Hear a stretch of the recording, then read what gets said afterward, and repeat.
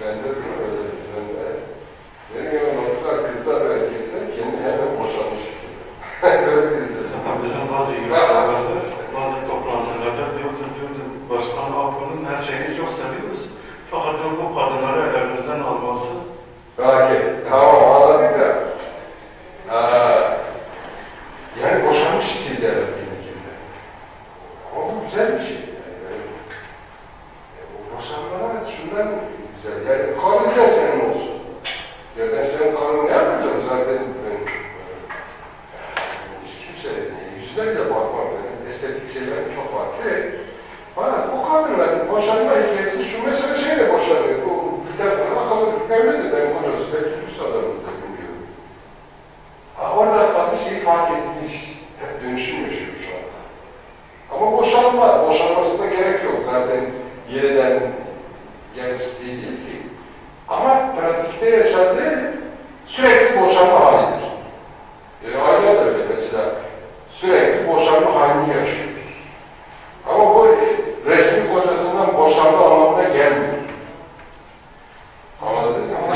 Yani, bu felsefi, zihni bir boşanma.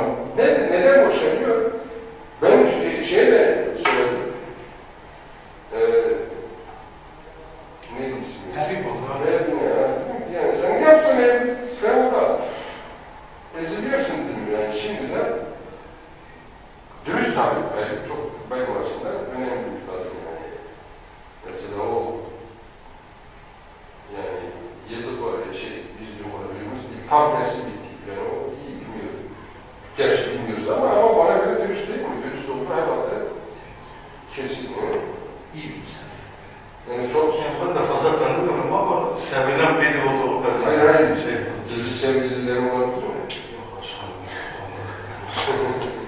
Onlar çok muhafazakar. Muhafazakar, onu demek istedim. Yani yok herhalde.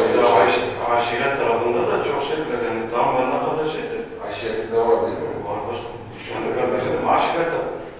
Aşiretten gelmedir. Aşiret var değil mi? İşte Kültürlerde gizli sevgili biraz az oluyor. olur mu? Değil mi? Yani öyle bir şey olmuş olsaydı isim evlenirdi birisiyle. Yani. Onu demek Onların hepsi yıkılıyor. Ya onların evlilik yiyor. Ama Pervin dürüst. Pervin sen bundan sonra ne yapacaksın sen? Feodal bütün bağlarını yırtılacak. Hatta ben şu sözleri söyledim. Benim yanıma fazla gelmeyin. Ben yırtık bir adamım. Aynı cümle. Zaten o yüzden basına malım. Ne biçim konuşuyor. Tabii hiç böyle konuşuyorum. Sizden mi korkacağım? Yırtık bir adamım bana yaklaşmayın. Ama kadın daha